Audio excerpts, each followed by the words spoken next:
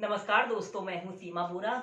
दोस्तों, आज हम आपको गले में दर्द, टॉन्सिल्स की समस्या, गले में खराश होना जैसी समस्याओं को दूर करने वाले कुछ लाभकारी अभ्यास बताएंगे।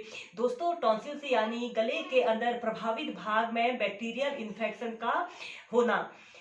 मौसम बदलाव होने के कारण अक्सर गले में टॉन्सिल्स की समस्या उत्पन्न हो जाती है। इसके कॉम्प्लिकेशंस के कारण व्यक्ति को गले में दर्द होना, गले में खराश होना, खाना खाने में कठिनाई होना, सलाइवा निकलने में कठिनाई का होना और गले से लेकर कानों तक दर्द का होना जैसी अनेक समस्याएं उत्पन्न हो जाती है। और इस टॉन्सिल्स के कारण व्यक्ति की आवाज भी प्रभावित होती है। प्रयास करेंगे उष्ट्रासना। इसे करने के लिए आपने ऐसे स्टाफ पोज में ऐसे बैठ जाना है। इसके बाद आपने अपने दोनों घुटनों को ऐसे मोड़ते हुए ऐसे वज्रासना की पोजीशन पर ऐसे आना है। अपने दोनों हाथों को ऐसे अपने घुटनों के पास ऐसे रख लेते हैं। इसके बाद आपने ऐसे घुटनों के बल खड़े हो जाना है और अपने दोनों हाथों को ऐसे पीछे ले जाते हुए अपने पैर के टखनों को ऐसे पकड़ लेते हैं और अपने सिर को पीछे को ऐसे लटका लेते हैं। 30 सेकंड ऐसे ही होल्ड करके रखें।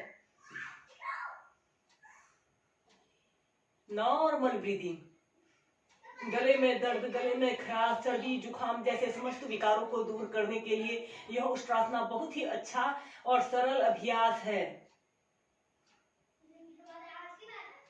जो लोग इस उष्ट्रासना को प्रैक्टिस ना कर सके वह ऐसे अपने दोनों हाथों को ऐसे कैंचिनुमा आकार पर अपनी छाती के पास ऐसे रखते हुए ऐसे अर्धचंद्रासना की पोजीशन पर भी रह सकते हैं।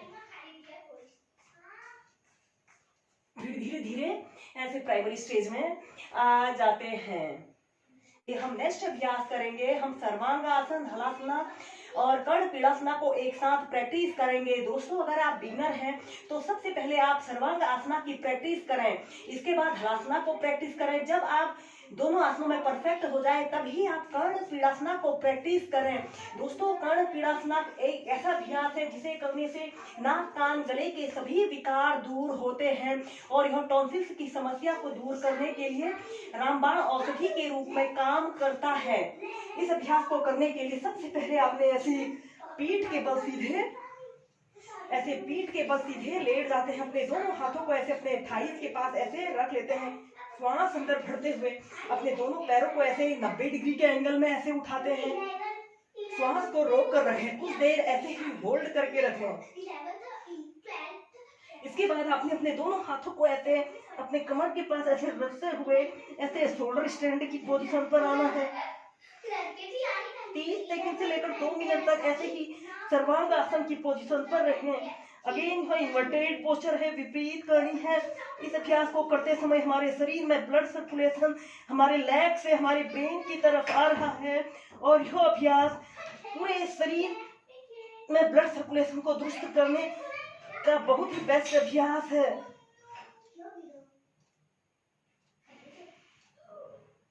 Normal breathing. ऐसे ही सर्वांग आसन की पोजीशन में करने के बाद आपने धीरे धीरे ऐसे अपने पैरों को पीछे करते हुए ऐसे हलासना की पोजीशन पर आते हैं। आपके दोनों पैर के पंजे ऐसे जमीन को स्पर्श कर रहे हो।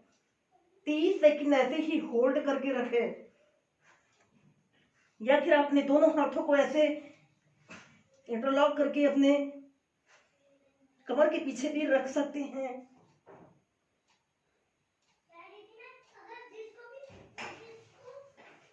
या फिर अपने दोनों हाथों को ऐसे घुटनों के ऊपर भी रख लेते हैं। इस स्थिति में ध्यान रहे आपके दोनों घुटने बिल्कुल सीधे रहें। इसके बाद आपने कर्ण पीड़ासन की पोजीशन पर आना है। आपने अपने दोनों घुटनों को ऐसे अपने कानों पर स्पर्श कराने की कोशिश करनी है। आपके पंजे ऐसे जमीन को स्पर्श कर रहे हों।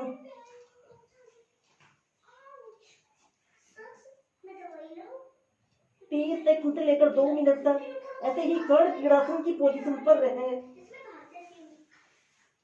Normal breathing.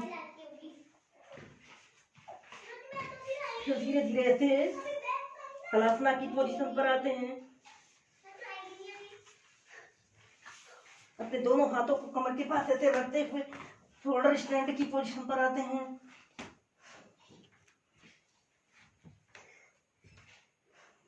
फिर धीरे धीरे ऐसे प्राइमरी स्टेज में आ जाते हैं। ऐसे ही इस अभ्यास को आप 5 से 10 मिनट होल्ड करके प्रैक्टिस कीजिए।